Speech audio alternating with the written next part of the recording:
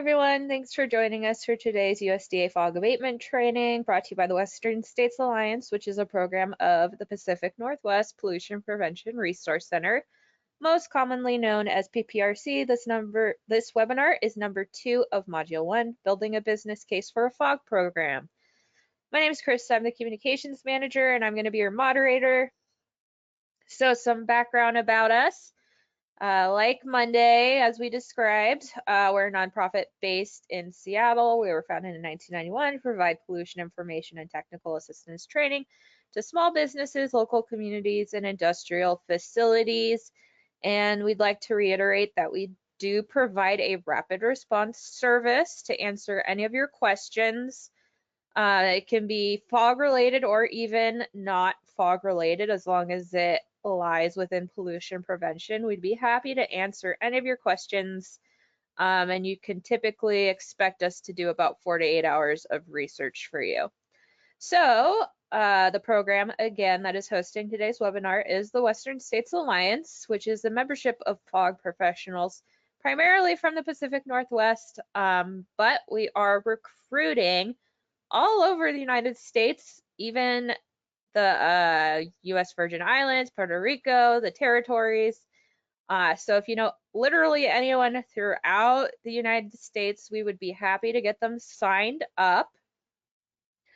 And one of the services we do provide that we are anticipating holding next year is our annual Fog Forum, where you can get, I believe, up to 1.4 CEUs, and we cover a whole lot of different stuff like fog waste reduction, effective management, upcoming legislation, and newest technologies available. And eventually we will be rolling out a membership system where we will be providing discounts on services such as that Fog Forum. So as mentioned earlier, today's training is funded by the USDA's Rural Utility Services. And we have 3 speakers conducting the training: Clayton Brown, WSA Program Manager, Ed Gilmore, WSA Technical Program Manager, and Ken Grimm, WSA Industrial Outreach Manager.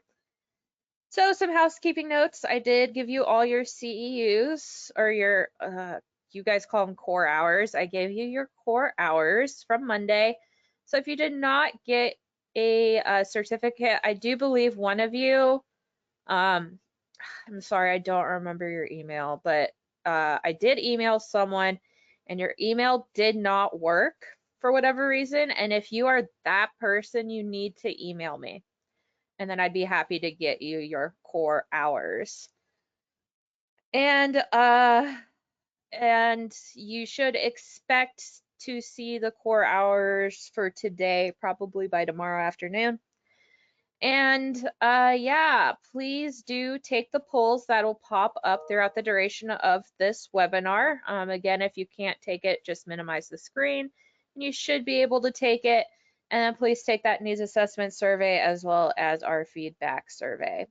So I think we're ready to go, so you can take it away, Clayton. Thanks, Krista. As Krista said, this is training that's provided through funding under the U.S. Department of Agriculture Technical Assistance and Training Grant for Rural Communities. So we are blessed to be a recipient of the grant, and we've got another one that we're working on now for the fiscal year 2020-2021.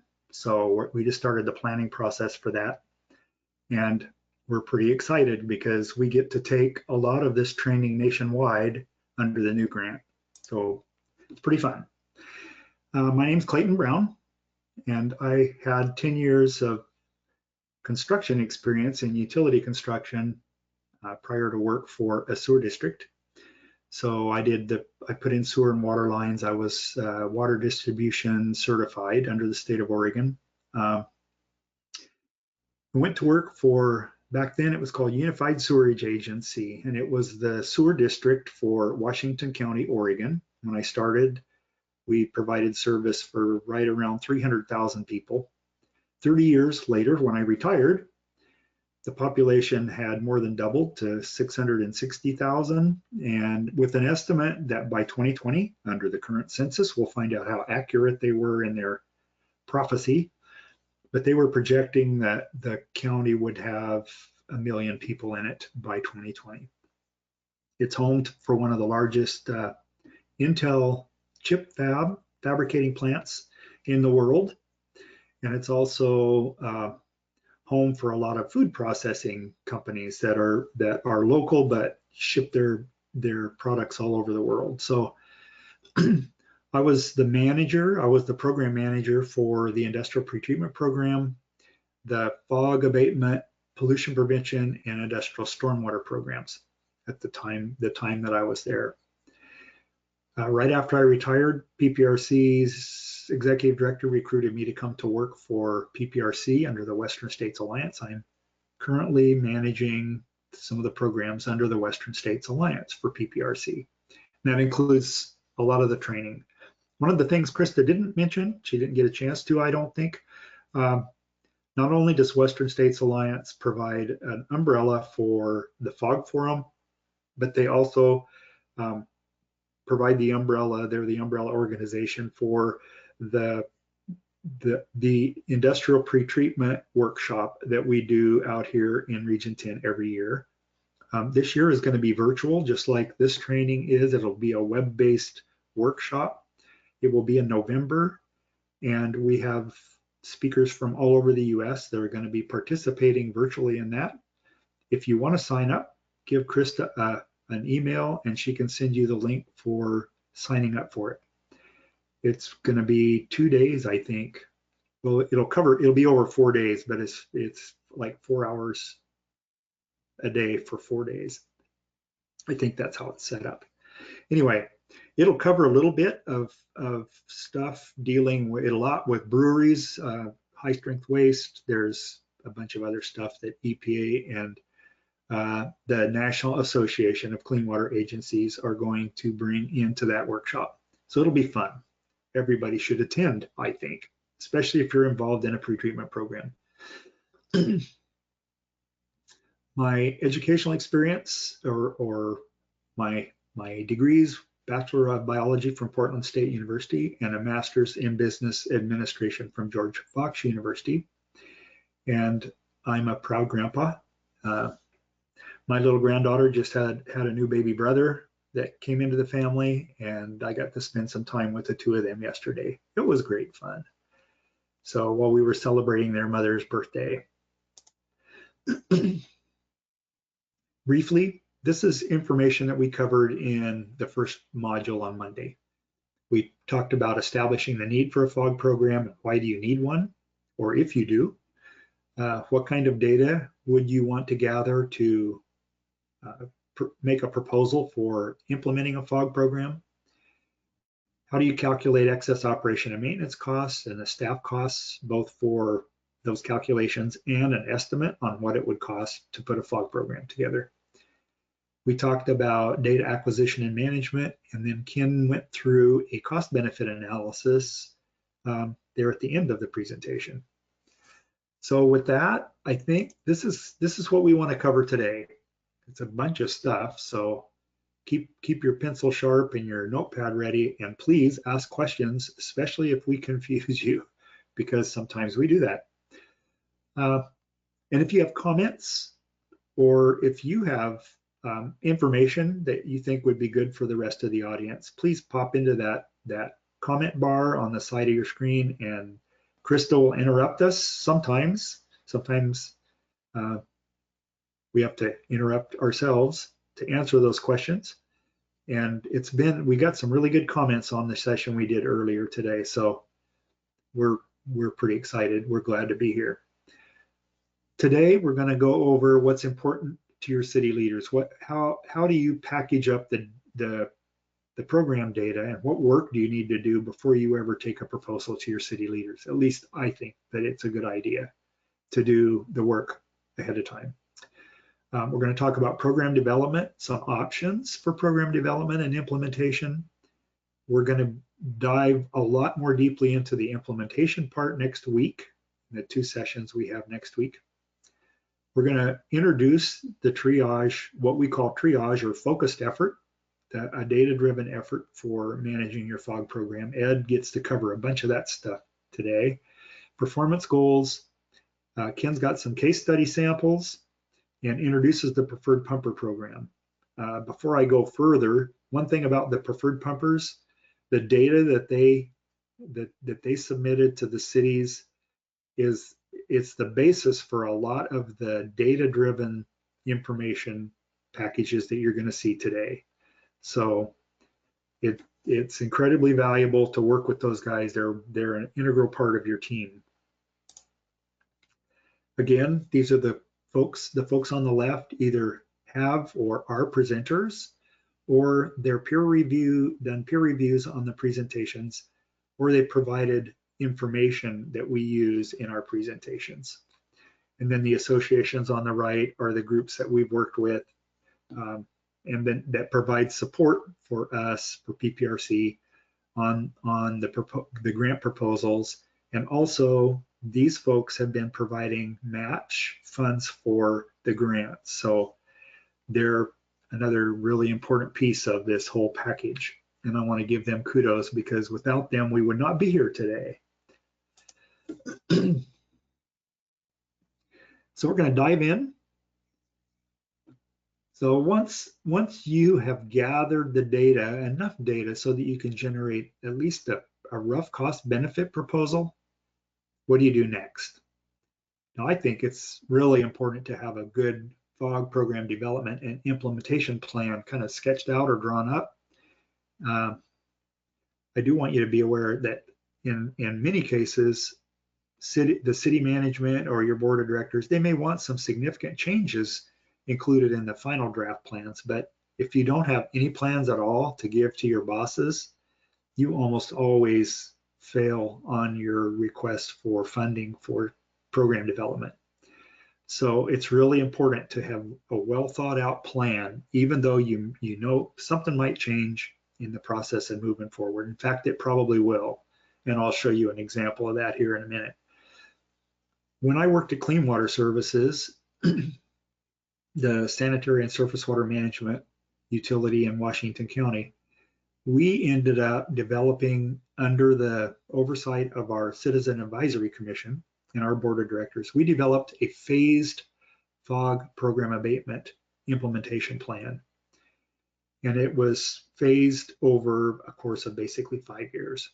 And it was really important, because in that phased in approach, it gave us a set of priorities for each one of the blocks of time, so that we could focus. We didn't have to worry about some of the other issues that we were putting off to year 2 or 3 or 4. So I'll show that to you here in a minute. I want to say, you don't want to have surprises. You want to keep your stakeholders involved. You want to let them know what you're doing, and somehow set up a process so that you can keep them informed and in the loop. It's incredibly important also to keep your city management group in the loop. I've heard situations where a regulatory affairs group, a pretreatment group, has put together a regulatory plan, a program. They've developed the budget, they put together their outreach plan, and then they take it to the city council or their board of directors, and somebody on the board or the city council that didn't know anything about it and doesn't know what the justification for that is, throws a big monkey wrench in the works, because they don't think it's fair to the small businesses to do this excessive regulation. So it's really important to keep people informed as you move through the process. Now, this is a picture of the phased approach that Clean Water Services put together. And I'll click through this here in a minute and show you there are still pieces that are not done on this plan, even though it supposedly was to be completed in 2017. There are also some pieces on this plan that have been revised, and it's a dynamic process. So whatever you map out is kind of like building a house. You've got change orders that come up because certain things don't fit right, or they didn't function the way they were supposed to. And so the builder has to make changes from the original set of drawings. That's the same thing here. So just keep that in mind, and don't be surprised when the boss or one of your technical staff come in and say, we should be doing this a little bit differently. That happens. It's normal. So our implementation plan was, like I said, we had assistance from our Citizen Advisory Commission, but we actually took it to our board of directors in 2011, and they approved the draft plan. And so that gave us not only the permission to implement the plan and change some of our rules and regulations, but they also approved a budget for funding positions in the regulatory affairs department so that we could actually put boots on the ground and get the administrative support that we needed. And this is, if I click through this, these are the things that were done in phase one. It happened that we overlapped a little bit and got some phase two tasks done also. But we went through phase one. We wanted to try and get as much of phase one done in that first 2-year block. And so we kept plugging away. This was by the time we got into phase two, we still had a rule and regulation piece that was not completed. And so we didn't get that done until we were pretty much in the middle of phase two. And then we moved into phase three, and Clean Water Services still doesn't have all of this last bullet point on phase two, the Explore Green certification option has not been done. This last grant proposal that we did, we were asked by the Department of Agriculture if there was a way that we could put a green certification program together, either for food service or pumpers. And we have the preferred pumper program, so we're looking at proposing that as a model and move it out of the Portland metropolitan and Puget Sound area and actually spread it out over several states. So that's one of the pieces. It's gotten a lot bigger than just Clean Water Services. It's gone into a regional and maybe a state or a multi-statewide effort. So the other pieces that aren't done on the phase three, we did not get funding or interest from some of the large engineering university programs to help work on improving grease removal devices or grease interceptors, because there were some other priorities on the environmental and civil engineering side at Oregon State and Washington and University of Washington, Portland State and University of Portland. We had links with all of those universities and their engineering groups because they were doing some other research and development work for Clean Water Services and the Oregon Association of Clean Water Industries, Clean Water Agencies. But the priorities were different. So the fog part didn't get attacked by them. Resource recovery, that is slowly moving out into the municipal community. Clean Water Services does have a grease removing station at one of our large wastewater plants. It does not provide it does not provide enough energy to run the plant. Clackamas County or City of Gresham, at their wastewater plant, they are completely off the grid. They are energy independent due to their fog receiving station and solar panels on their site. So they're the success story in the state of Oregon right now. A lot of other communities are evaluating their ability to use brown grease, the interceptor grease, as a food stock for their anaerobic digesters. So it is not it's not complete yet. We in Washington County never got an incentive and cost recovery program together. That was something that the business office was working on when I left, and they've shifted around their management team now, and I don't know who's doing that. Franchising pumpers doesn't work in this state, so that's not something that it was on our list of things to try and propose for changes, but it never got any traction in the state of Oregon. Stormwater impacts, if we ever had time, we have tons and tons of pictures and stories about impacts of fog and stormwater. Maybe that's a class session for another day. I think, Krista, I have a polling slide now. Okay. No questions. So let's get to the poll. If possible, what would you implement first to help your fog program?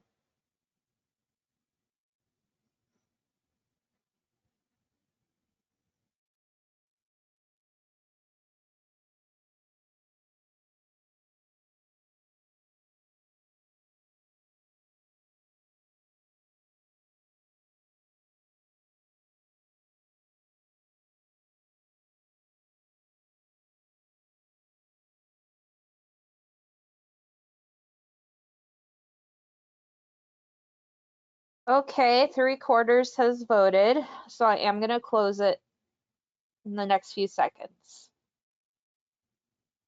Okay.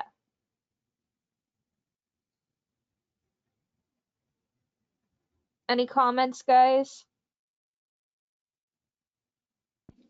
I'm going to go ahead and put in on the, once again, this is similar to this morning, is the update the sewer use ordinance. What I like about the response here is knowing it needs to be updated, in the fact that and this is really basically the rules that tells you what you can do. So once again, hats off to you guys, knowing that this is something that does need to get done. And the best way to start it, I think, is just to bring it up in the staff meeting and start talking about it. Thank you. Thanks, Ed. All right, let's get to the next poll. On average, how often are you able to inspect a food service establishment?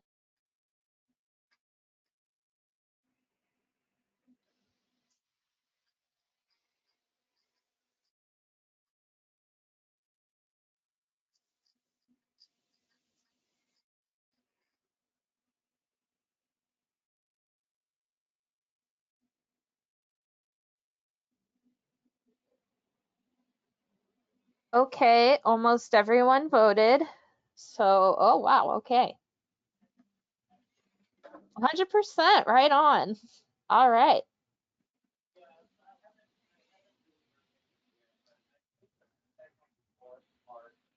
Okay, that's interesting. Yeah, it's kind of across the board there. And once again, that 40% or that 39% there does it less than once a year. One is tells you these is the people who are doing more than one job. You know, their foggers is part of their Yeah. responsibilities, and they're doing other utility work.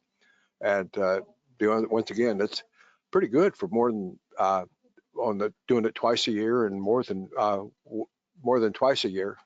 I kind of, once again, like I said a little bit earlier too, is that at least it appears from this that they're addressing problems that pop up in their collection system. So, you know, kudos to you guys for going back out and double checking. Thank you. All right. Thanks, Ed. You can take it away, Clayton. Thank you. Thanks, guys, for participating in these polls and for asking questions if you have any. We do tend to cruise along pretty fast. One of my friends said that taking a class from us is like trying to drink out of a fire hose. So there's a lot of stuff here. If you have questions, if something doesn't make sense, please ask, interrupt us. I want to introduce you to triage. Ed is going to dig down into this a little deeper to lay out some of the base data and also the methodology that we followed in the Tri-County area here in the Portland metro area, and also up in Seattle, by the way. Gary Christensen, the program manager for the Seattle fog programs for the public utilities in Seattle, actually introduced me to the triage. What he doesn't call it triage. What he calls it is more efficient management by data. So manage, or a data-driven program rather than an effort-driven program. You'll see that. We'll probably quote him at some point during our presentation. Gary worked in Jacksonville, Florida. He's one of the guys that actually helped start the preferred hauler program down there, and then was hired by the city of Seattle to the Public Works Utility Department in Seattle to come in and help them put a fog program together because of an enforcement action by EPA. It's always fun to have the feds come in and tell you that you need to do something. Not. Anyway, fog triage. Triage itself is trying to efficiently manage a program by basically going after the low-hanging fruit or the most high priority items. I don't know how many people are of my age or thereabouts, but when we were younger, we used to watch the TV show MASH, which was about a field hospital in, I believe, the Korean War. That field hospital, the young fellows that got injured when they were out in the front would be brought into the field hospital either by helicopter or ambulance truck. And the staff at the field hospital, the nurses and the doctors would evaluate each patient, each military person when they came off of the helicopter or the truck to determine where they went. Which, did we put them in the first aid station? Is it something that first aid folks can take care of right away? Does it need to go into surgery right away? Or is this person so their body has been hammered so badly that we're not going to be able to help in the surgical unit? So they basically had three directions that they could send these young fellows when they came in. And if they were injured that needed immediate medical attention and they moved into the emergency room stations, if they weren't, then they had chaplains on staff that could come around and provide comfort for the young guys that nothing could be done for. So that's triage in a nutshell. When you're talking about a fog program, it's a little bit different. I mean, we don't have life and death situations typically. In a very, I guess, the limited scope, you focus your efforts on areas where you have a fog line that's got food service establishments that are contributing to it, and you focus your effort on the food service establishments that are high loaders and don't have all fixtures and drains connected. So that's kind of the priority system. It's really important to go through plan review because with here in Oregon anyway, when the Oregon Plumbing Specialty Code changed in 2013, we were working with a lot of designers that were out of state, and so we had to go through with the plumbing official. They would send us the plans, and we would go through them, and we would make up a worksheet, send it back to the plumbing official for him to review. Technical assistance only, because we weren't plumbers, we weren't certified under the state. But it allowed the plumbing official to work with the out-of-state designers to make sure that they were meeting the current Oregon plumbing code, because it was more stringent than the IAPMO's Uniform Plumbing Code or the National Plumbing Code. So plan review is important, and Ken's going to talk about that more, how you communicate through that process a little bit later on today. Inspection and follow-up.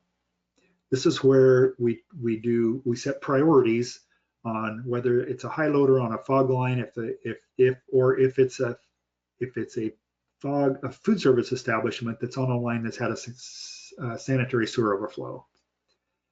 So you want to know, are they contributing grease to the collection system or a pump station? Have they caused or contributed to an SSO?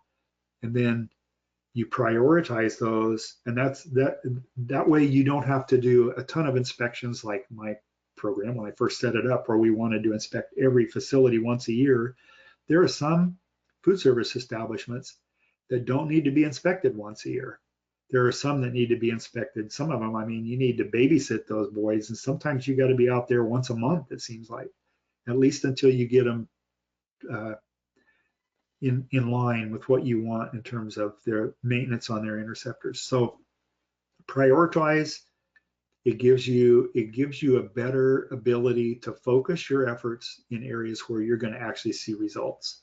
And you need a good data management system that allows you to track that information. And we'll talk about a couple of those next week that actually have included in their database whether they're very high, medium, or low loaders, what kind of, where do they fit the loading criteria? Are they on a fog line? Have they contributed to an SSO? They're what we call the triage flags for these facilities. And then if you're in an area like we were, where you have multiple jurisdictions, or like where Ed Gilmore was, where he had responsibility for industries that actually discharged to a different city because they were in Clackamas County. What are your multi-jurisdictional agreements? How do they look? Do they allow you to do the work you need to do? And are your member cities doing what they need to do to keep fog out of the collection and treatment system? So we're also, next week, we'll talk a little bit about outreach, the outreach issues for multifamily residential and grease lines in residential areas. But we're not going to talk about that other than me mentioning it today. I think, Ed, it's going to be your turn now. So I'm going to kick this baby over to you. So tell me if you got it.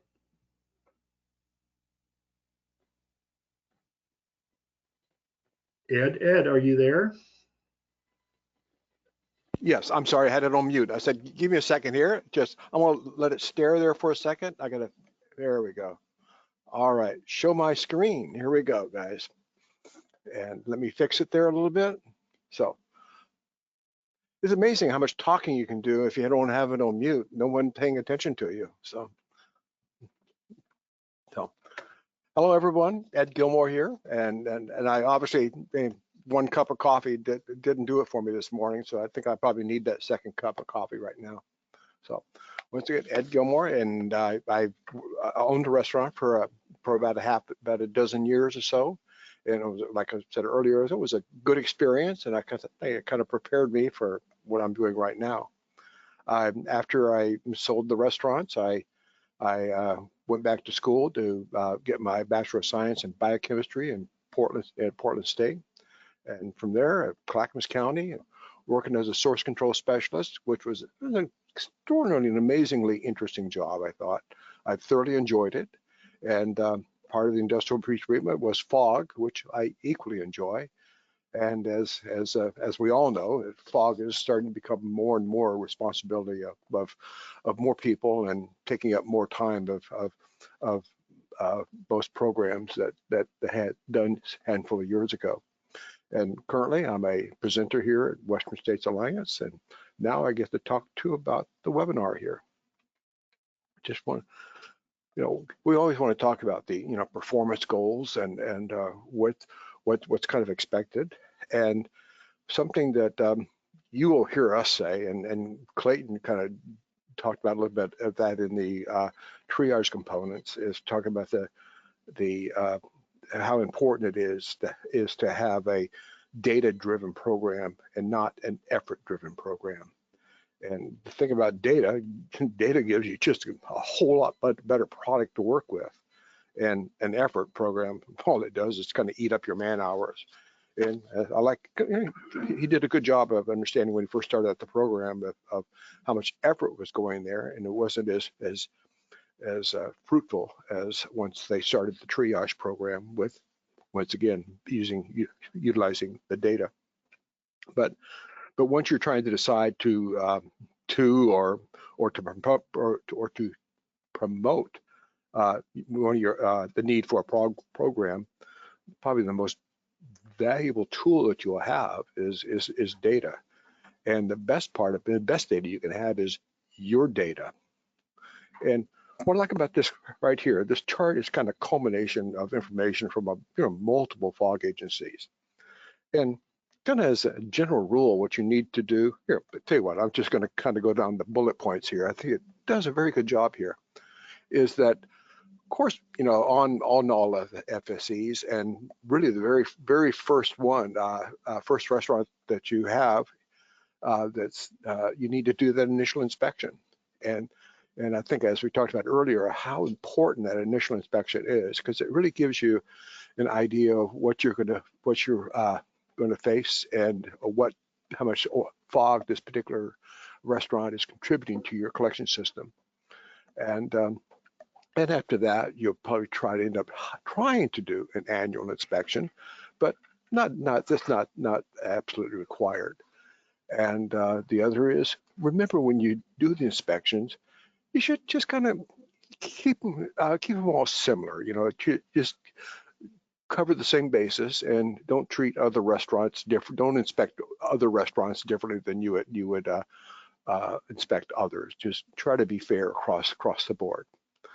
And this kind of that prioritized inspections here is that it kind of goes into when you're a multiple responsibilities, when you only have 25% of your time, or sometimes less than that, dedicated to a fog program, then you kind of prioritize your inspections and try to knock out anywhere from 15 to 25% of your restaurants at least once a year. And this is the part I like, is that results-oriented inspections.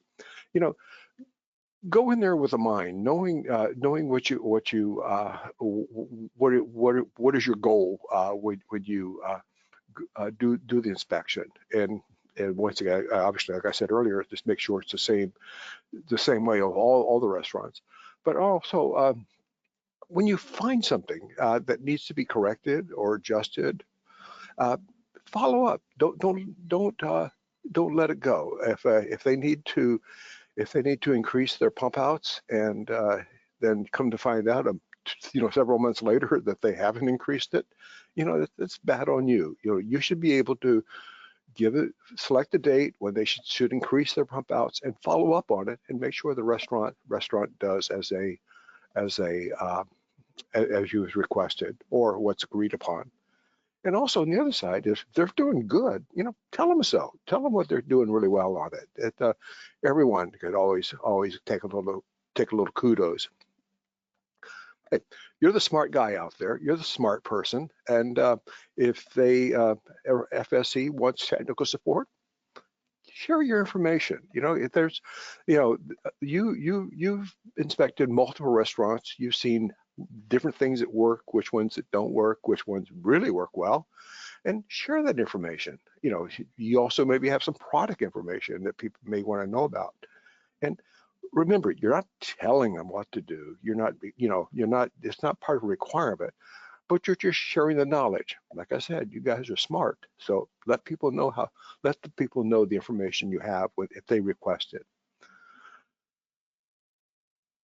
In your inspector training, be consistent, and particularly if you're having multiple jurisdictions, try to have that inspector training consistently.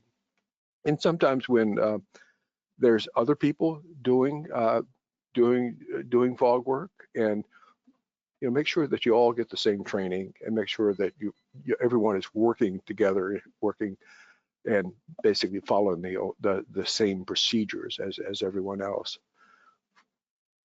Also, the program support by jurisdictions. Sometimes, like I said, the utility may cover several jurisdictions, and those jurisdictions may do their own fog program, or do their own fog inspections, or do their own line maintenance. Once again, try to provide those other jurisdictions support that and knowledge that you have. And it's obviously here is to expectations. Be specific, for each jurisdictions. Sometimes jurisdictions, even though they are discharging to the same utility, sometimes they may have different rules or different expectations. So just be aware of that, and make sure that everybody does know. Okay, let's go back to the chart here. You see the black line and the blue line, where they cross. That's really a pretty good place. Once again, what it's doing is the number of inspections on the bottom and the cost per inspection. And so when you have the blue line and the black line there, doing about one inspection a year, and it's going, it's probably going to cost you, this is what Clean Water Services cost was to their facility to do the inspection. But what you generally do is you'll get about 70–80% compliance by doing this, which is which is a pretty good thing to do. You know, it's really a very nice place to do. You think about it, if you're able to do one inspection every year in your jurisdiction and you're getting 70–80% compliance, you're doing a very nice job. But this kind of go obvious here that obviously if an FSE or is out of compliance, it's going to require more inspections, and those multiple inspections also kind of takes sometimes a little bit to rein in compliance. You know, something I always did when I would tell people is, if you're starting to see me more than once a year, it's costing somebody some money, and it's not good. So once a year is great to see me, but if you're seeing me more than once a year, then we're having issues we're having to address. And just remember, what FSEs that have all their fixtures and drains connected to a well-maintained and appropriately sized interceptor may only have to be there once a year. And sometimes it's just really a brief compliance inspection. But bottom line is, remember, as you do the inspections, be fair and be equitable. I like this slide. This is it's a very it's a good one. It illustrates really the benefit of focusing fog inspections on high and very high fog loading FSEs. Once again, there's what we're trying to illustrate here. There's like 4 basic types of not basic types, I guess to say. There's 4 different categories in restaurants, and I'm being rather simplistic. But as the black line there shows, that there's the very low and the low, the average, the average in there as the high, and also there's the very high. So low, average, high, very high. And kind of it's what's also I do find interesting about this is that this is a rather typical of the the distribution of the types of restaurants, and no matter if it's a large city or a smaller community, big or small, they all seem to fall in this particular range. And this is probably a pretty good foreshadow into your city, I bet. And also, kind of, if you look at it, if you notice the diamonds there, the diamonds, what they do is they represent the number of restaurants. So if you look at the left in the chart, and as they go further up, notice there's like maybe 70% of the diamonds represent the small, and the average restaurants, and then the other 30% up there, I guess it's about another 30% right there. If you're looking at it a little closer, you can see that's the large and very large. But when you think about the small and the average, they only contribute maybe 40% of the fog that gets to the collection system. And once again, just the simple math is, where does the other 60% come from? That's right, it comes from the large and the very large. So here we go. When you think about it, think about 70% of the restaurants contribute to 40% of the fog, and 30% of the restaurants contribute 60% of the fog. It kind of points you to right where you should be spending your time. That's right, you've got it. And from the very large and the large restaurants, that's where you should be focusing. That's kind of what Clayton was talking about earlier there on the triage. This is the data-driven program, what you refer to. Once again, the data is showing you here that most of the grease that goes to your collection system comes from the large and the very large. So go where the big guys are. I like these 2 charts. They're once again they graphically illustrate the benefit of focusing on the very high and the high fog loaders. So if you just have your basic fog program where you put a minimal amount of effort in focusing on the high and the very high, you can probably reduce could quite a bit of the fog that's being discharged to your collection system, and that these guys generate. But once again, if you really increase your focus and put the energy into a well-designed, I like that word. We're going to come back and talk about that more often. A well-designed fog program that's focusing on the high and the very high fog producers, and also you can really increase the significant amount, of the fog discharging to your collection system. And kind of what we're talking about here too is you're not ignoring the other restaurants. It's just where you're putting your focus. And once again, when you're designing your program, or refocusing your program, share this information with your managers and your supervisors, and tell them what you're doing. Tell them that you're interested in focusing most of your energy on the larger ones, and you're going to be but at the same time, let them know that you're not going to be leaving the smaller ones alone. Once again, just to summarize, it's just telling you that there are just far fewer big guys out there, and once again, you just get a greater return on your effort. This is kind of an area that I think doesn't get that much attention, and that's the plan review resulting in the installation of an efficient design. If your city does a plan review prior to issuing a building or remodeling permits, you'll find that there is a direct relationship between the cost of the plan review and the benefit of having the high and the very high fog loaders to connect all their fixtures and drains in the food prep area and service area to an appropriate size interceptor. Yeah, think about it. If you look at this chart, you'll see the savings over the 5-year period can easily double your investment of your time and involvement in the plan review process. Once again, if you're when designing your fog program, it's important that you let someone know that you're. Let me get that again. When you're designing your fog program, it's important that you or someone in your fog program gets involved in the plan review process. Let me say that one more time. It really is. It is important that you or someone in your fog inspection group be involved in that plan review process.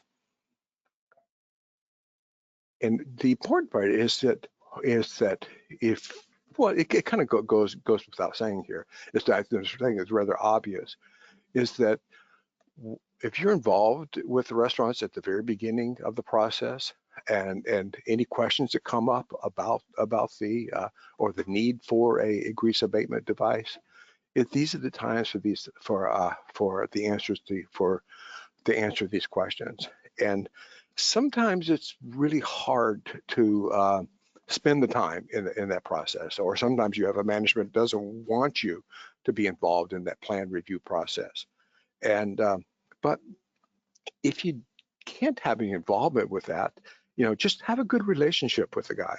Once again, just call the person up and try to have a regular discussion about the restaurants and kind of what he's doing. And sometimes you'll find out that this plan reviewer will probably come back and encourage you to participate, and that would be to their advantage as well as your advantage. Once again, this table really shows that the relationship with your involvement pays off rather nicely for everyone. Hey, Krista, I think we have a couple slides here, polling slides. Okay. It looks like we do not have any questions. What percentage of food service establishments in your area produce very high or high fog loading?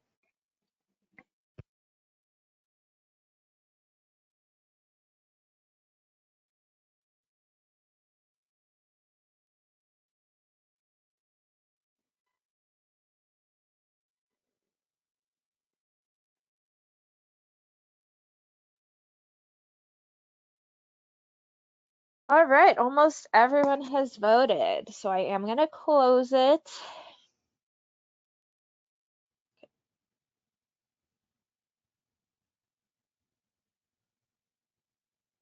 Any comments, guys? It's kind of, it seems like that's average. That's a very good Yeah, it is. distribution there. And also, it's not unusual for, for the handful of people there. I guess, less than 20% of the people know, not they really don't know everything about their community, but they also should be encouraged to understand to what is out there, who is out there, and really how much grease do they really produce or discharge to your collection system. Right. Thank you. Thanks, Ed. Let's get to the next poll. What percentage of pump or lift stations have fog problems?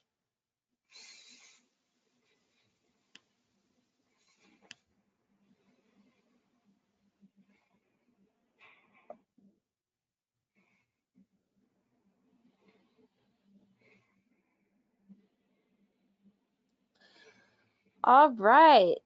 Almost every one of you has voted, so I'm going to close it and share.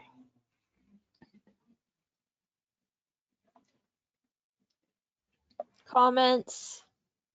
I always like the response when it comes to not sure, and not sure is a good thing, because I guarantee you, if you had heavy grease in a pump out station, people would be letting you know. So that's it's a roundabout way of acknowledging the fact that you're doing the right thing. And once again, it's nice to see that there's such a low percent that still have a grease in their pump stations. Yeah, thank you.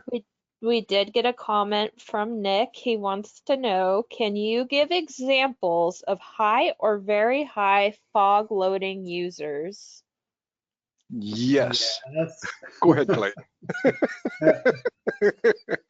We actually give a calculate. We have a calculator that we're going to show you next week. I think Ken goes through that one. It allows you to evaluate a restaurant or a food service establishment based on the type of food that they produce. What kind of food are they producing?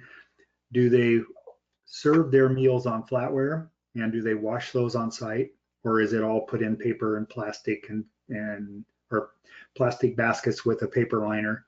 And then how many meals a day do those folks produce? So there's a way to calculate that.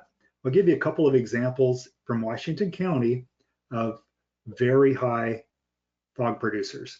One is the Cheesecake Factory. It's a huge restaurant in a big mall, and people will be in line there for 45 minutes to an hour to get in. So it's always packed.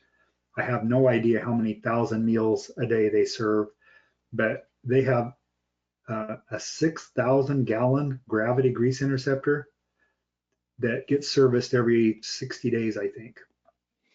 The other one is a PF Chang's restaurant. It's in a different mall.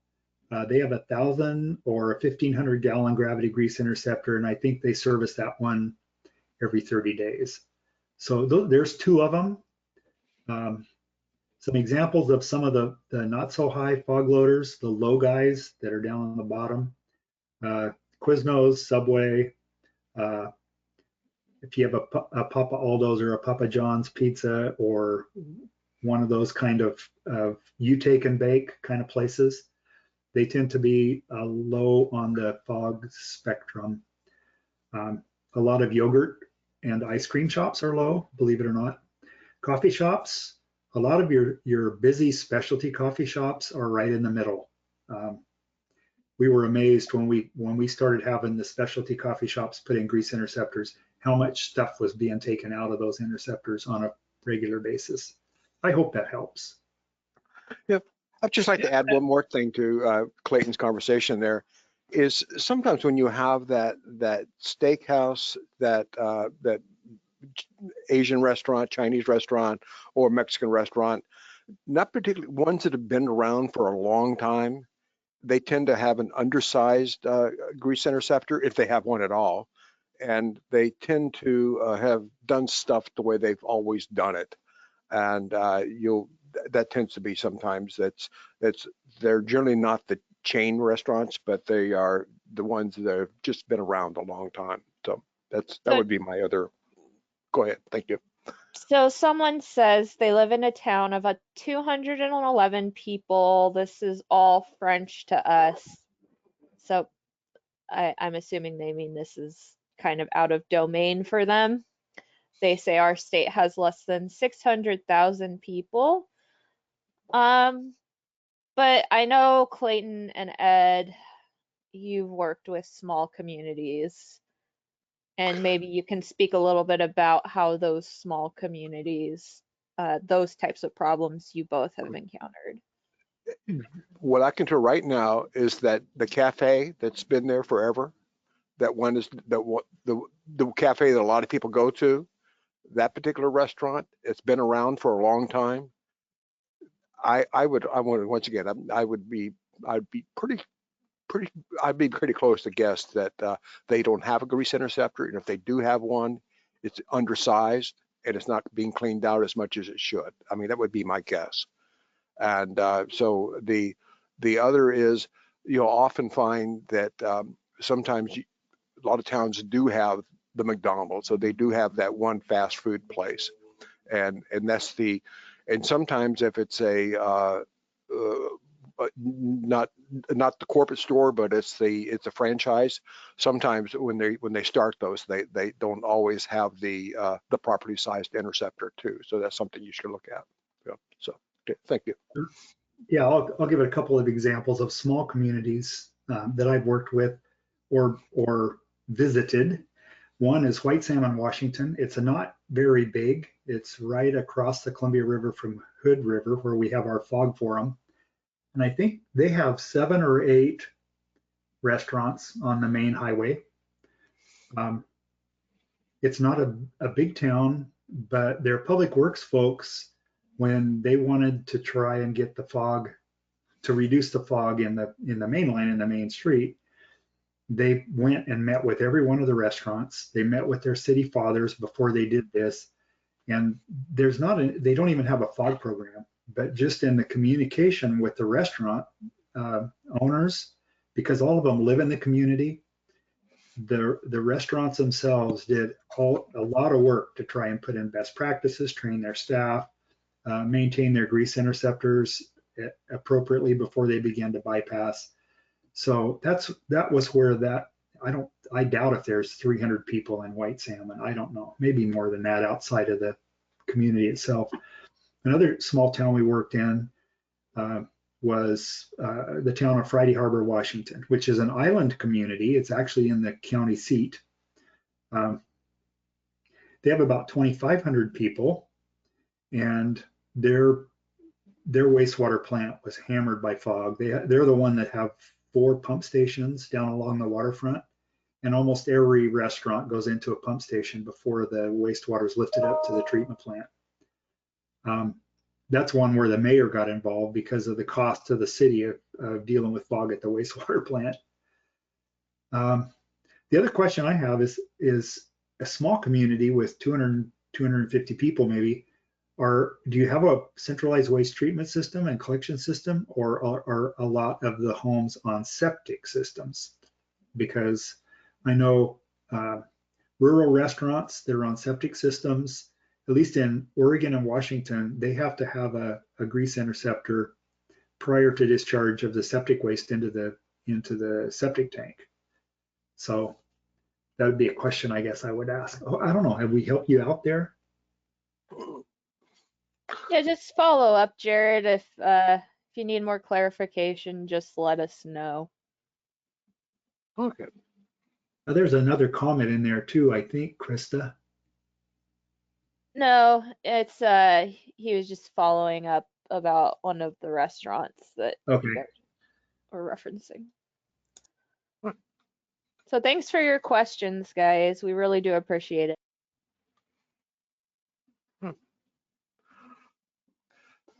FSP distribution, this is extrapolated from almost 1,800 restaurants, but the first column here, it shows you the fog cleaning frequency. That's and the other columns just shows you the number of FSEs and the ones that are on a fog line. And you can see here, 40% of the restaurants here are on a very high fog producers, and they're on a fog line too. So, and that's where you should focus, and the other is, I'm not saying you should ignore the smaller ones, but address the larger ones first. And once again, look at your data and see where it leads you. And the other area, yeah. And so it's just knowing where the restaurants are, and even in a smaller community, just once you start looking into your collection system and you see where the grease accumulates or where there's grease accumulating in your collection system, that's where you should focus. This slide goes in tandem with the previous slide, and it graphically shows the percent of restaurants that are on a fog line and the ones that aren't. Once again, not all major fog producers are located on a fog line, and that's also, and that does include some heavy fog producers. And what I really find interesting is that when there's a large fog producer, that's not always on a fog line. And once again, I'm not emphasizing that just because a facility is not on a fog line, that means you should ignore it. That just means that you just probably consider it probably a lower priority. And when you're planning a fog program or a fog that's just, this is just one way to prioritize your FSEs. And when you need to identify, what you do need to identify is the heavy fog producers, and that's part of your triage program. And the other two is that, as I said on the previous slide, it's just look at your data and see where it leads you. And your data may be just, like I said earlier, it's just inspecting your lines and knowing where the fog is coming from. And as we talked about it yesterday, or excuse me, on Monday, if you're seeing grease in your pump station, or if you're seeing grease showing up in your treatment plant, it's coming from somewhere. So it's a matter of finding out where is it coming from and dealing with that particular area of town or that particular restaurant in a smaller town is where it's coming from.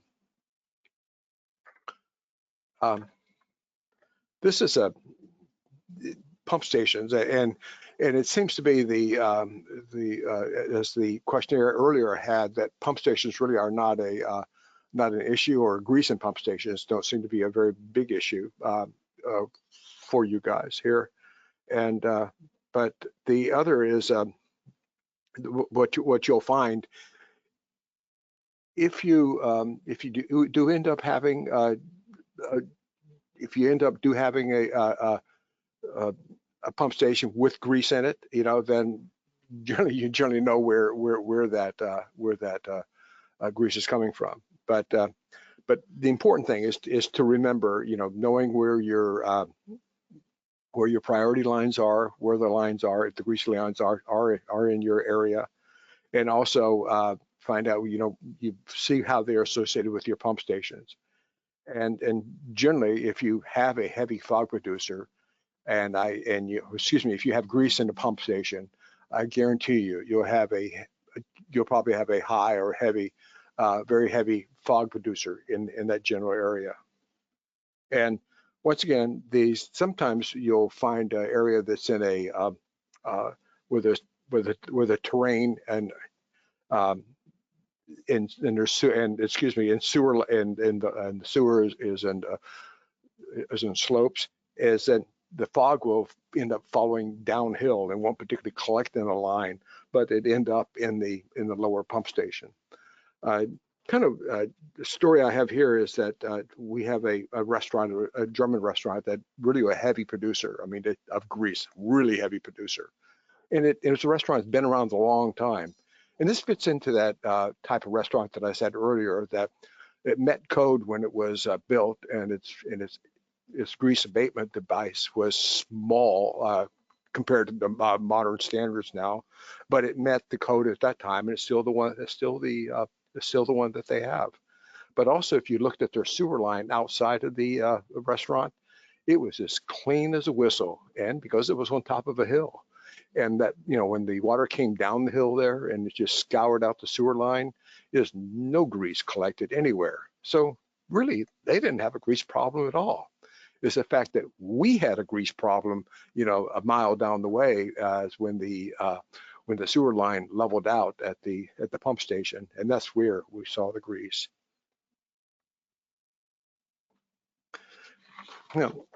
SSOs, no kidding, fog loaders, SSOs, fog loaders can contribute to SSOs, and it's a good bet if you have an SSO, there's a restaurant complicit with that SSO, but it's not always the case. As commonly know, when your roots and rags are a problem, they are a problem, and but when they do show up, you're going to end up seeing grease, and I'm sure there is going to be grease involved there with the roots and the rags.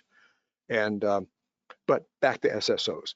More often than not, if you have an SSO, fog is related to it, and it's more than likely it's connected to that priority zone or that fog line that we had talked about earlier. And if that's the case, if that is the case for you, once again, that's just another reason to validate your current fog program. But SSOs are always kind of an interesting issue to me, and sometimes SSOs catch the attention of the state regulator, and sometimes they don't. So once again, if you've had an SSO, and I guarantee you somehow the state is probably going to become involved in your process at some time, particularly if you end up having them on more than if the SSOs are truly a rare occurrence, then that's not the case. But if they become a little bit more often, your state's going to become involved in your process. And once again, this is particularly when grease is involved with the SSOs, it's just another reason why you should have a fog program.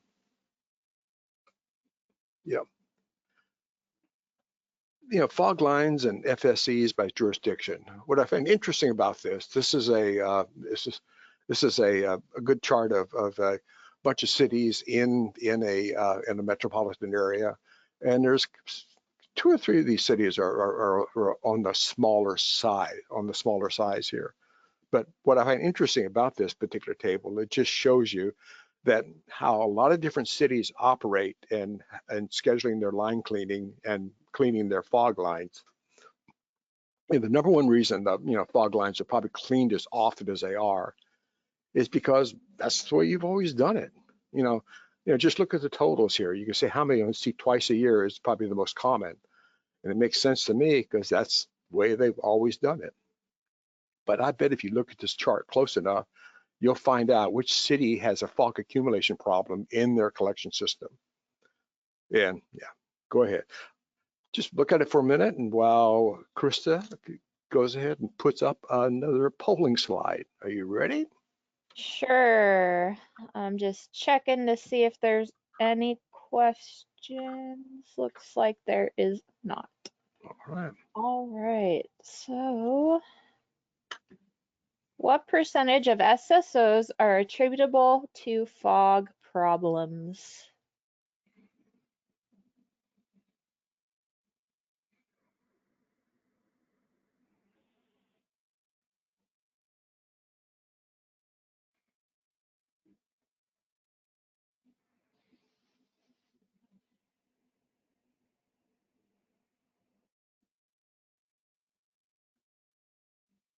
All righty. Almost everyone has voted. So I am going to close it. Okay. Oh, Oof. yeah, what surprises me about that number there is on that high number, I'm not sure. Is it because that'd be interesting to know, is it because the people out there, they don't have SSOs, it's not an issue? Or they have SSOs, but they really don't know what the cause of it was. Yeah, if someone could distinguish between those two Yeah, so that's things, that would be great. all right. So thank you, Krista. Yeah, thanks, Ed. Let's get to the next poll. What type of fog protection does your program require?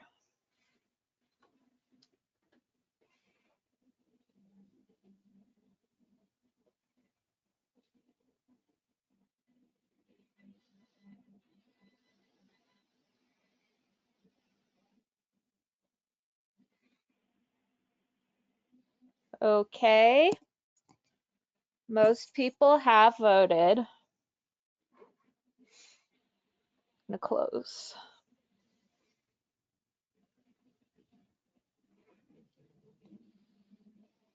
Wow. Yeah. What I think, one is, I can just a couple questions here. Curious what it depends upon. You know, does it depend upon, are they trying to say that a hamburger place has to have everything connected, and if it's a coffee place, they only have to have a uh, small little 20-gallon interceptor? I'd be interesting to know more about that. And the 27% who have all their fixtures and drains, kudos to you. I mean, that's Yeah. you're going to see, Ken's going to be talking more about that later on, about the value of having all the fixtures and drains connected. And that even, yeah, I'll leave it at that. So thank you. All right. Take it away. All right, here we go. Oh dear. All right, It looks frozen. what's frozen? Do you guys see I closed the poll and it looks like it's still on your end. I'm seeing my slide. Ken, are you Yeah, seeing? the poll is still open. Yeah, I definitely closed that. Here, let's do something. Let's hand it to Clayton. And then let's go back to Ed. Okay. So You got it, Okay. Ed? You gave it to me. I'm going to show my screen. There we go. All right. All right. Here we go. Yeah. Clayton worked at a place called, his municipality that he worked at, as he said earlier, was Clean Water Services. And they had 7 municipalities and managed by, who managed their own fog programs. And the other 5 were managed by the district. And at the initiation of the district's abatement program, like there was almost 1,800 restaurants were identified. And wow, they got a heck of a lot more than that now within their service area. I think the number is, how many restaurants do you think there are now, Clayton, and you're in that area? Yeah, so I'll speak for Clayton. There's close to 2,500 there in their service area. And what I like about this slide is tying in the previous slide, that I showed you before the polling questions. And if you notice if you notice on the previous slide that, or even look it up here, looking at it here, you can see Beaverton is at 25%. And I think that's probably very true because they clean their lines about twice a year, and the smaller ones less than that. And that's probably, like I said earlier, I think it's just because that's the way they've always done it. But 2 of the larger cities, like Hillsborough and Tualatin, it really makes sense to me. They're cleaning their lines much more strategically, and they plan it. Their plans for cleaning the lines is far more strategic. And the other one that I find interesting, and this was the question I asked you earlier before the polls, is that Forest Grove with 2%, and 2% of their restaurants are on or the priority restaurants are on a line there. But look how often they clean their lines. Once again, they clean their lines a lot. Once again, that tells me that something about their public works planning. Once again, as I keep saying earlier, is that you really need to look at your data, and if you start looking at your data, you'll actually end up saving quite a bit of energy there. This is kind of really a nice graphic, and this is the graphic of that service area, that the Clean Water Services area. And you'll see the little red dots here, and the red dots are showing line segments that are cleaned. Well, let me back up a little bit right here. Just once again, the little the red dots here that just show the line cleaning frequency. And most of the times, as when you clean your lines, most of the time they're probably cleaned every 3 years, and some areas they do it about every 5 years. But the red dots, what they represent, it represents when the line is cleaned every 3 months. the yellows, every 6 months, and the green lines annually. So I'm going to show you a slide where all the restaurants are, all the black dots there. Yep, those are the restaurants. To no one's surprise, I bet you the black dots just line up perfectly with the red dots. Most often, that's the case. Sometimes you'll see little orphan lines out there, and these orphan lines are probably residential areas, and the residential areas is probably more likely apartment complexes, and particularly if there's when you have an accumulation of several apartment houses, you'll end up seeing grease accumulated in the collection system. But there's one here right in the middle of the charts, a little red dot orphan line out there. This ended up being a hospital that was up on a hill, it was about 700 feet, 800 feet elevation. And what they found out is, though, about a mile or so down the line, they in their pump station, and also particularly where the line leveled out after a few turns and shifts in the line, grease started to accumulate quite a bit. It also ended up in the pump station down there too. So you're going to end up finding that even though this is a good example of a long distance away, we found grease, but it wasn't associated with the restaurants. It was actually ended up associated to the hospital up here on the hill. And once again, because of scouring, it became it was a non-issue near the hospital, but good distance away, it is a problem. And once again, this is what the data shows you is we have grease in the line. Where's this grease coming from? And just follow the lines, and you'll most of the times you will find the source. And so, but I think you guys have probably listened to me talk a while, so I'm going to give you the opportunity to talk to Ken, and he has really some I think kind of interesting stuff to say. So, Ken, I'm going to share this with you right now. Sounds good. See what I mean? He's got a good voice, doesn't he? Here you go. Okay. It's all yours, Ken. Thank you, sir. So, good afternoon, everybody. You made it 2/3 of the way through again. And I'll be finishing up here and closing out the show today. So, again, my name's Ken Grimm. I am the second longest tenured employee here at PPRC. I've been here almost 18 years, and I have a variety of functions, but this is one of the ones that I enjoy as much as any of the others is providing fog training, particularly when we have the opportunity to go out and do it live. But it's worked out very well for us having to morph this to an online program that the three of us can participate in. So it's important during the fog program planning process to address a couple of issues when you start getting, supporting focused efforts. First of all, information is something that really can't be shared too much or too often.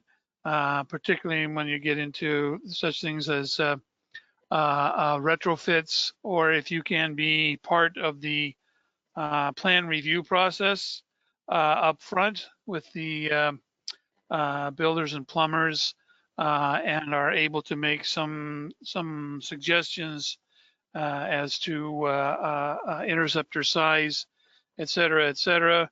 We're going to give you some good information here about how to determine,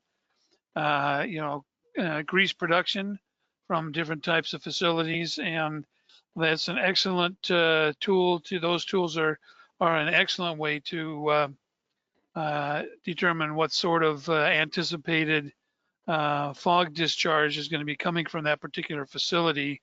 These are all restaurants that during the retrofit process in particular, recommendations were made that were actually larger in size. So they recommended a larger sized interceptor than the original design. And part of the reason for that is that you'll frequently find that plumbers are, they're bidding jobs with an eye towards, winning the bid and keeping in business and keeping their employees working. And so they're looking sometimes for the most cost-effective way, using the minimum requirements to put an interceptor in, which is, it's great for them and it's a valid way of doing business. But if you're a food service establishment, that may or may not create problems for you down the line. So being able to have that information about size recommendations and cleaning recommendations, et cetera, is something that, like in the case of Clean Water Services, Vince Chavez copies that information. Anything that he sends like that to the plumbers as recommendations, he sends like that. He sends the same thing to the food service establishments so that they have that information as well.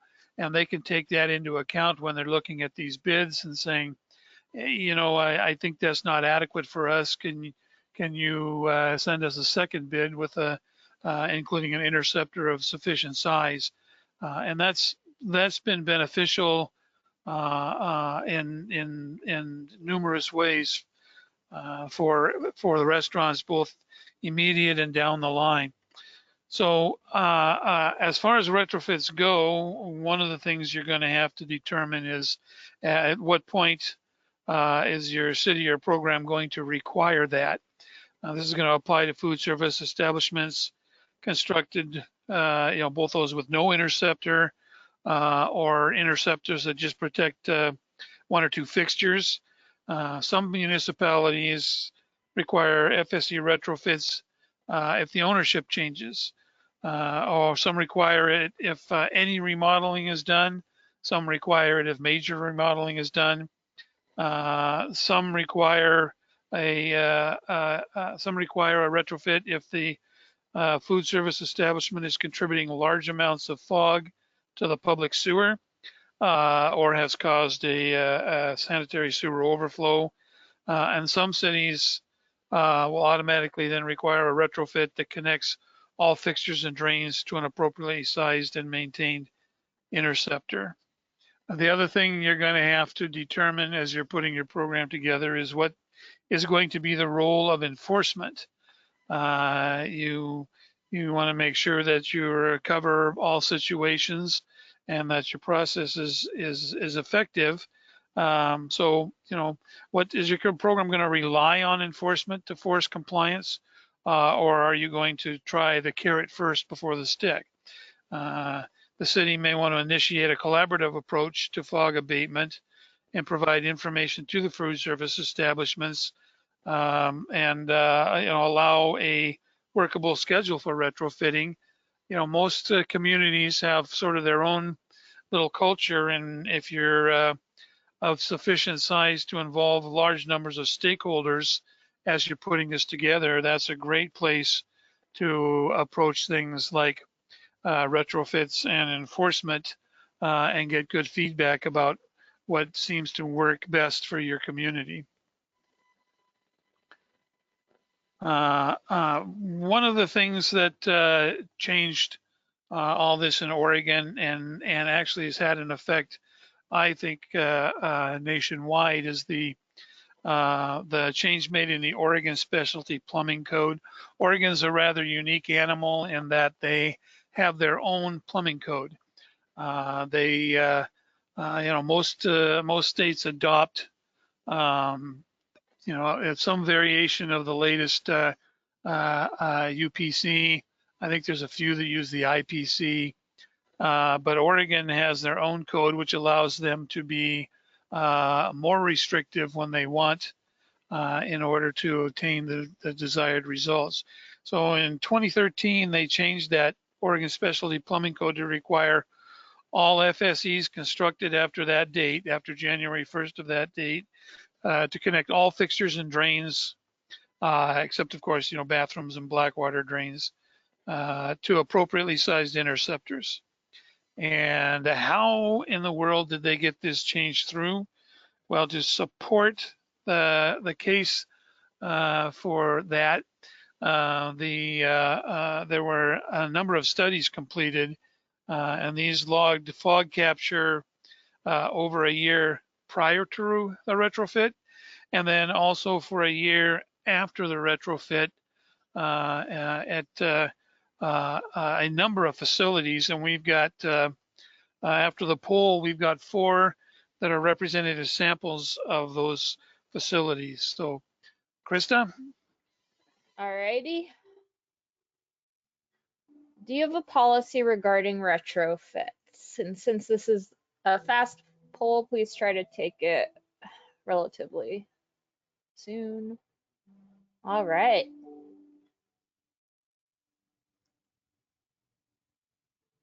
Okay, guys, the poll is up. Please take it. All right.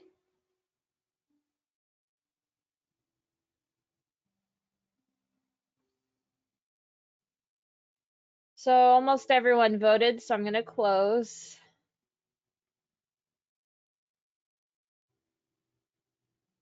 Okay.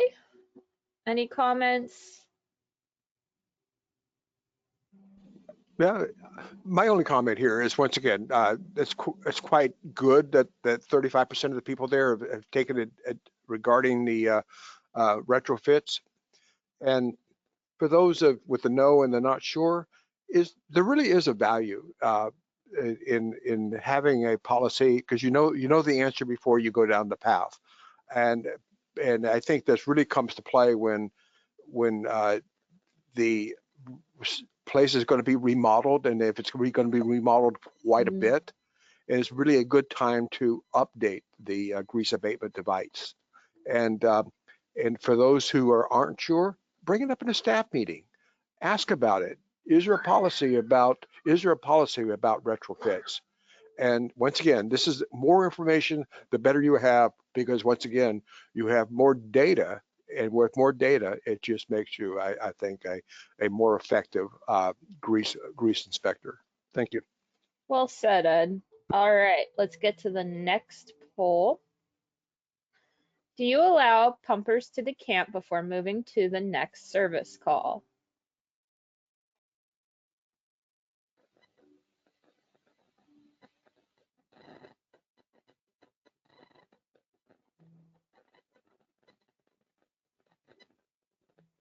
Okay, almost everyone has taken the poll, so I'm going to close it pretty soon.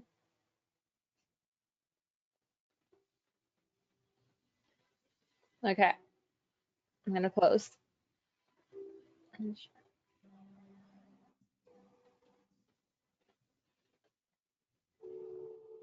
Comments? I'll weigh in again here on this. I think Wyoming, you probably have a more, I think you have an interesting problem or an interesting situation, because if you have where do people take their grease? And that's the answer. I don't know. It'd be interesting to let us know. And particularly if you have a smaller community and the local wastewater treatment plant doesn't accept the grease, where does the grease pumper take it? And how far are you expecting him to drive to get rid of the grease? And yeah, let us know where do most pumpers take their grease. I'd be interested to hear that from you guys. Thank you. Thanks, This Ed. also looks like a very rural answer, because what we generally find is that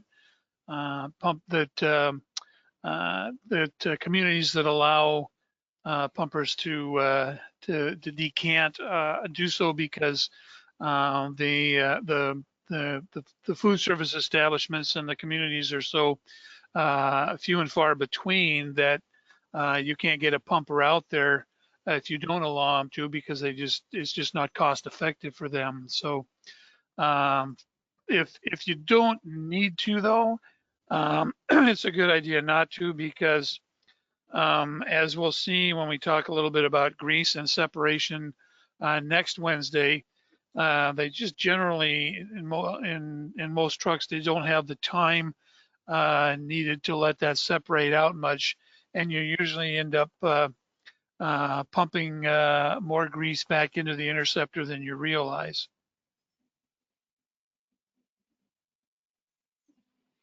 All right, thanks, guys.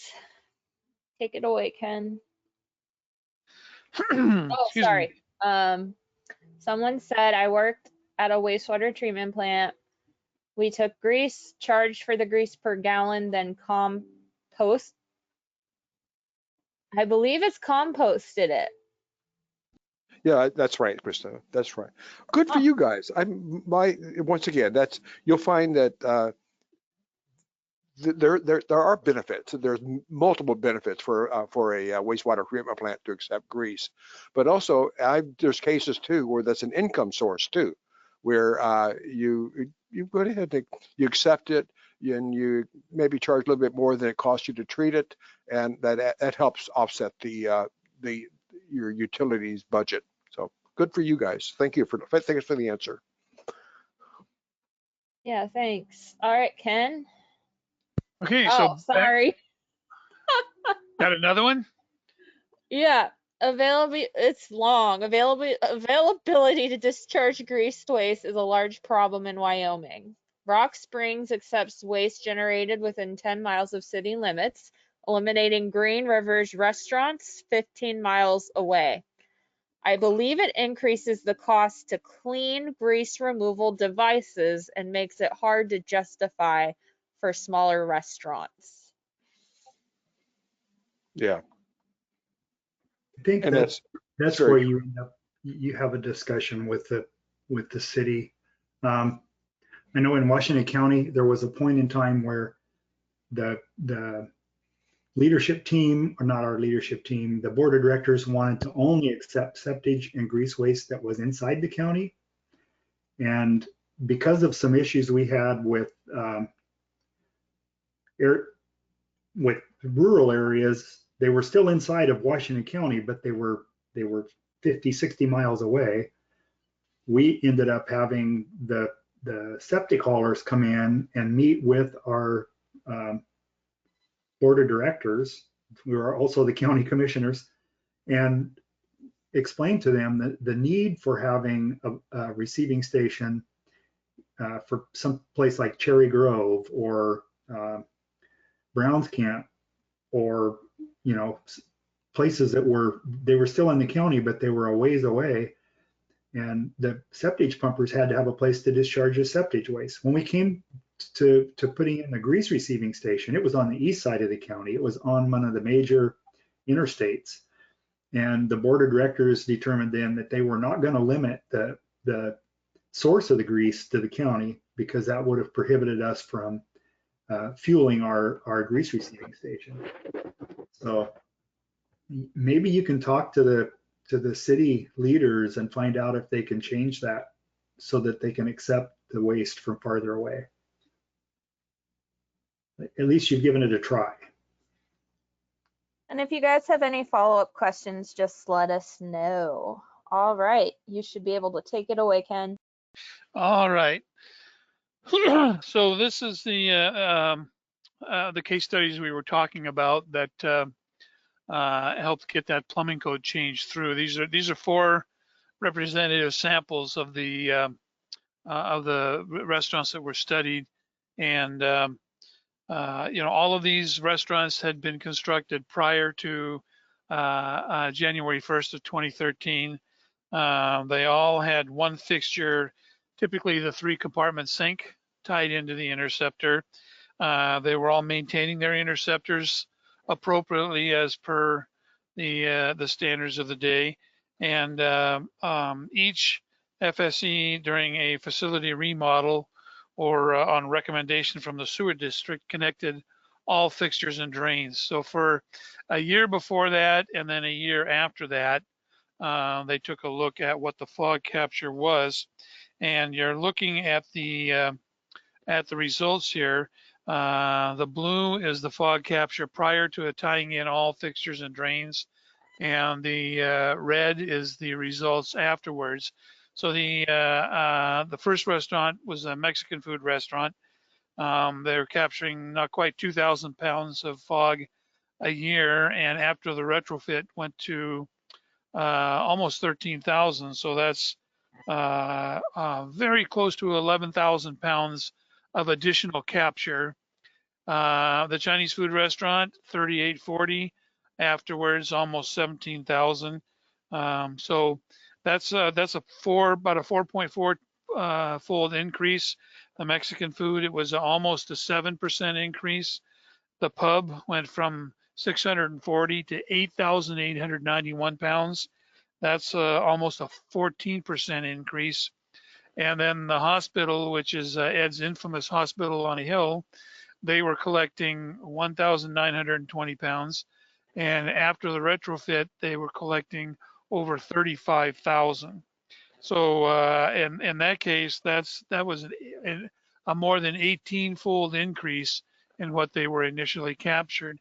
And if you look at just these four, that is almost 33 tons of fog that are being captured now that we're not, which means that's 33 tons of fog that was being discharged into the collection system annually by just these four restaurants. So it turned out to be a pretty significant increase in fog capture. And so when this information was presented to the Oregon Specialty Plumbing Code Board, it was pretty easy for them to see the need and go ahead and make the code change. So we talked a little bit about fog production, and there's going to be more detail about this in Module 2. But I'll show you where you can get a head start on that at the end of that here. So the two things that account for that are, first of all, the number of meals that you're serving at your facility, as well as the menu type. What kind of food are you serving at the facility? You can see that healthy sandwich shops, followed by convenience stores and coffee shops, are pretty low grease producers. Fast food, some are higher, some are surprisingly low because a lot of them don't does near as much with fryers as they used to. But you go up and up as you get to high volume menus, menus that use a lot of oils, like Asian and Mexican and Italian food restaurants, and then up to commercial cafeterias and food courts. And where this categorization came from was a study commissioned by the firm of Kennedy Jenks in February of 2011. And Clayton had mentioned the fog receiving station and the digester that was put in. What this study was actually looking at was determine if there was enough support in terms of the generation of fats, oils, and grease to justify the capital expenditure of putting in that fog receiving station and then tying it in as a feedstock to the digester. And so that was the impetus actually for determining how much of this is produced in these meals. It didn't have anything to do with fog programs, but it was great data that fog programs could work with. And that's what most of the calculators will show you are using as the data that was generated by this study. So back to enforcement, when you're, your enforcement options, you want to have pretty broad authority, but your enforcement options can run a broad spectrum. They can be, verbal warnings to written warnings. You can start with violation notices or go to violation notices after the warnings. You can impose monetary fines. You can require, you can implement compliance orders. Those are all things that probably you need to have in your toolbox. But for the most part, you're hoping that you never really have to use those, because the fact of the matter is not only does it take a lot of time when you have to go through those processes, but very rarely does the penalty offset the cost of initiating and completing the actions. So there are other options that can help you bring those food service establishments back into compliance. And as was mentioned earlier, technical assistance is a really great one, you know, providing restaurants with some information and some recommendations. As Ed noted, you're not going to tell them what to do, but you can provide them with the information they need to assist themselves in coming into compliance in a cost-effective manner. You know, some municipalities have instituted surcharges for extra strength wastes, and I won't go into much detail because I think we're going to run pretty close to the hour, but they break it out by restaurant type and by what all is implemented in terms of fog reduction techniques such as best management practices, an interceptor, and all fixtures and drains tied into the interceptor, et cetera, et cetera. And based on what the grease output is for each of those facilities, they get a surcharge on their water utility bill every month. So when the you know, the great thing about that is it's a little complex, and the food service establishments don't always like it, but it also gives them the control in terms of what they want to do to bring that bill down. So do we have any questions before I keep going, Krista?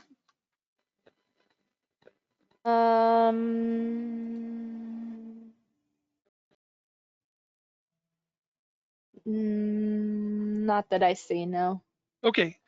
All right. So another case study that I think shows some of the advantages is Wilsonville. Wilsonville's a smaller city, kind of southeast of Portland. They're in that greater metropolitan area there, but they in 2005, or excuse me, 2020. This is the city of Wilsonville. Pretty much today, they have 99 food service establishments. All of them have grease removal devices.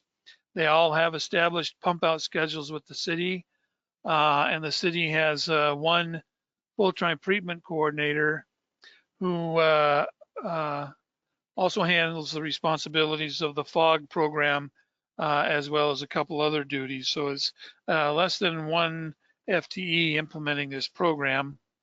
And the reason that they started developing a more robust FOG program was thus. First of all, at the time in 2005, the city of Wilsonville was the fastest growing city in that greater metropolitan area, which is one of the faster growing areas in the United States. They were getting applications for restaurants at about one a month at least, and they were cleaning their fog lines 4 to 5 times a year, which, if you recall from that chart Ed shows you, is a lot. That's considering that 3 to 5 years is considered just standard for most sewer lines. 4 to 5 times a year for a fog line is a pretty significant amount of cleaning. They also had real problems at the treatment plant in that that was generating a lot of foam.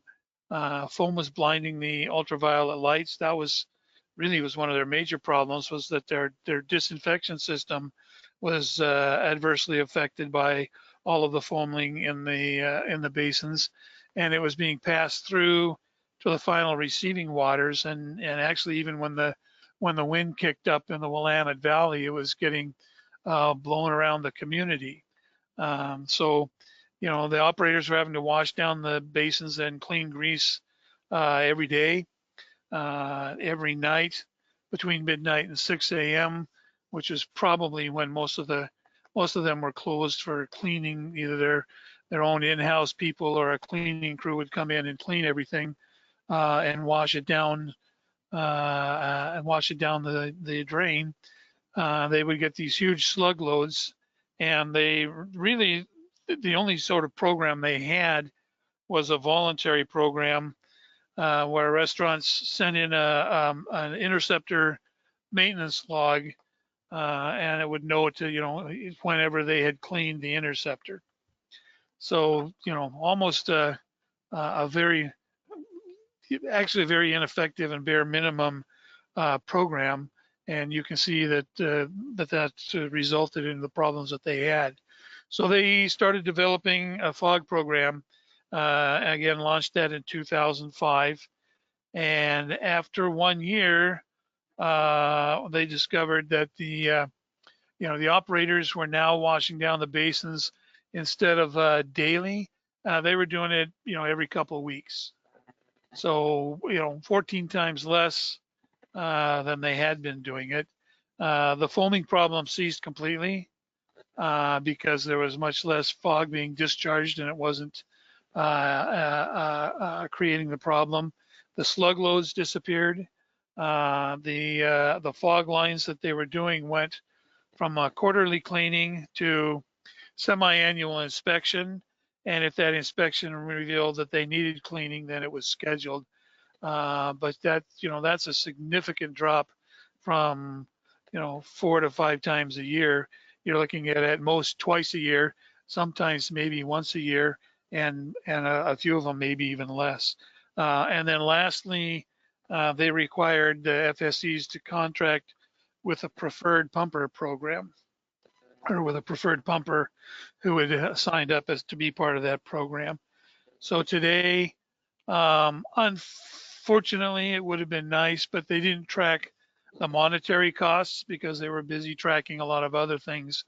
But the city of Wilsonville has almost doubled in size. When they first implemented this program, they were 12,000, and they're over 23,000 today. And the plant influent BOD and TSS really hasn't increased significantly since 2005, which is a pretty major accomplishment. So, now that you have armed yourself with this information, you're ready to kind of finalize the presentation you're going to make to your municipal leaders or board of directors or city council, whoever, and then move on to continuing the discussion and providing guidance on a focused implementation strategy. And we will talk a little more about that next week when we get into how to triage your fog program. In the meantime, briefly, since we've mentioned it a couple of times, I'm just going to take a quick shot here at what the preferred pumper program is, and Clayton will go into it in its creation in more depth in next Wednesday's session. But this was there's a variety of preferred pumper programs in the United States. There's in Jacksonville, Florida, created the preferred hauler program, and generally that was the meat of that was what was borrowed here in the Northwest to create the preferred pumper program, and that operates. If you go back here to the map, you can see it's in most of the cities in the greater metropolitan area. What it doesn't show here is that it also includes, that's the Columbia River up top and Washington on the other side. That also includes Vancouver and some other cities in the greater Vancouver metropolitan area that have decided to participate in that program as well. So the working with the pumpers in the Portland area, the pumpers and the municipal fog inspectors developed performance standards, and they developed performance standards for both pumpers and both for inspectors. And so the pumper performance standards included, providing municipal members a schedule of of service for food establishments a week prior. So you as an inspector would know next week where they were going to be and who they were going to pump out. So if you wanted to be there and check on the interceptor or do some required follow-up, you have the opportunity to do that. They would follow the established best practices for interceptor maintenance, and the pumpers would submit report out to the for each food service agency within 10 days of the service, which was a significant improvement from, sending them all in at the end of the month, or, in some cases providing them quarterly, and then this huge load of work for somebody in the system, in your utility or city agency that has to hand enter all these things. I also developed municipal inspection standards, and part of that was that agreement that municipal inspectors would follow up if a restaurant reported or if the pumper reported a deficiency in the FSE's interceptor during the pump out report, like missing baffles or a missing bolt in the or gasket in the lid. If the interceptor was really impacted and overly full, that sort of thing. So the municipal inspectors coordinated with the pumper so that a physical inspection could be observed at the next pump out, and the inspector could then work with the FSE to set a schedule to get any of those deficiencies taken care of.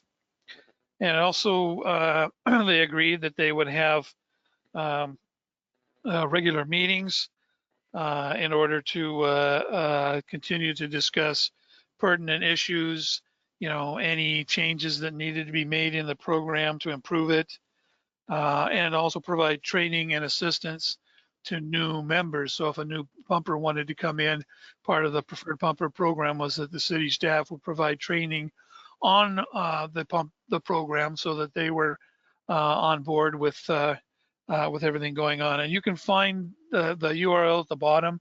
Preferredpumper.org is the website where you can find all of the information.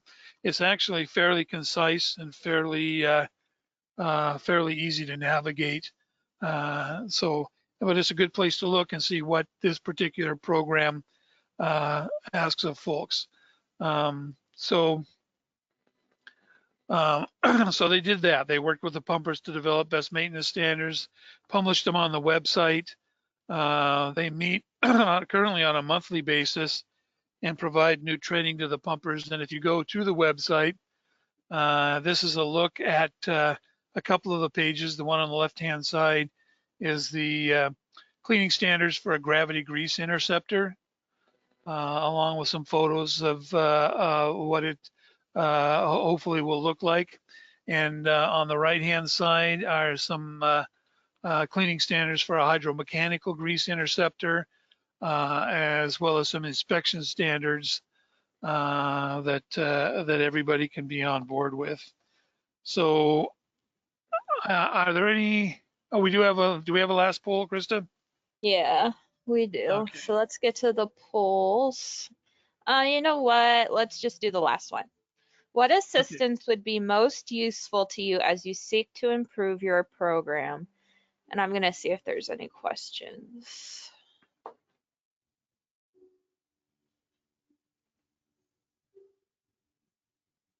Nope. Okay.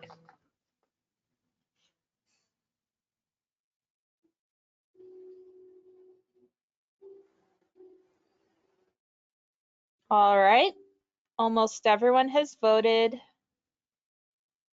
So I'm going to close it.